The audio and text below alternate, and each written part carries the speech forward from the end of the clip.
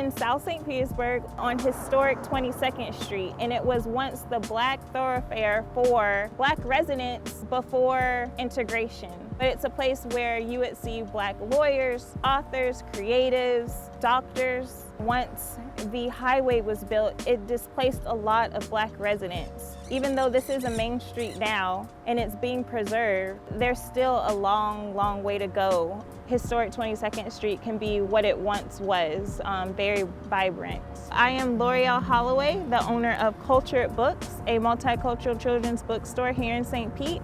And I'm here today with my daughters, Nadia Hardy and Ava Hardy.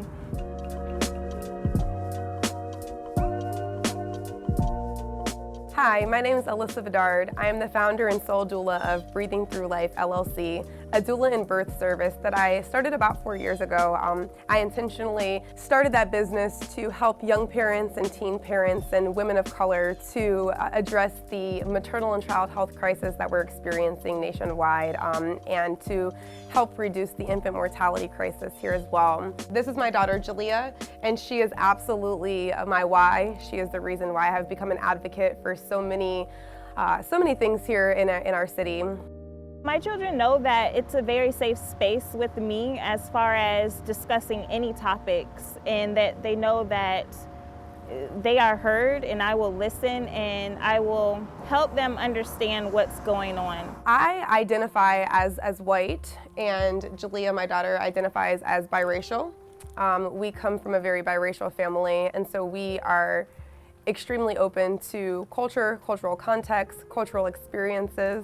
I know that when we talk about the 60s, they cannot even fathom that some places had a black-only, white-only areas. They can't even comprehend that. So Nadia, how do you feel about what's going on right now? I don't feel comfortable around the police. Why? Because I don't like the bias around because the color of your skin. Yeah. And it seems like mostly if anybody has it, it'll be mostly like the police.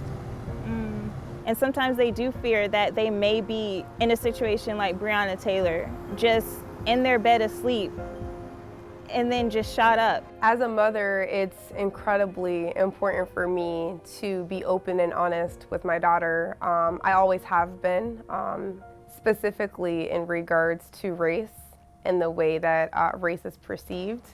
Jalea is a woman of color. While she is biracial, people see her primarily as a woman of color. And this is going to affect her throughout all stages of her life. We talk about not living in fear also, that it's okay to go outside, to play, to do your everyday things and not live in fear that the worst is going to happen. Having these conversations with your children, even though they're uncomfortable, they may be uneasy, but it needs to happen in order to affect change.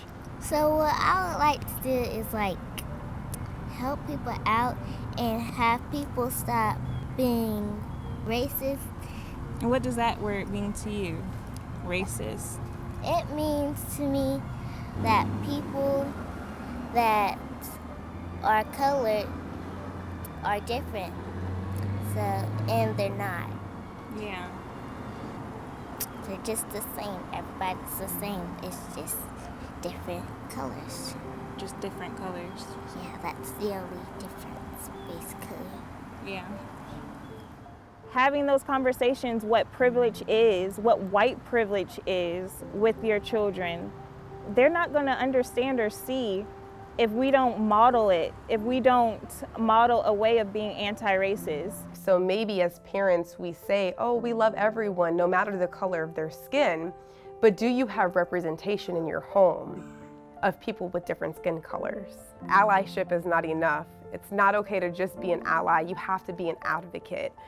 Where we are today, it's not okay to just passively be not racist. You have to be anti-racist. You have to call people out when they are wrong. You have to lead by example and give resources and explain to them what they are doing that only furthers the divide and the disparity. Do you intentionally buy from Black-owned businesses? Do you show them and not just tell them the importance of diversity and inclusion.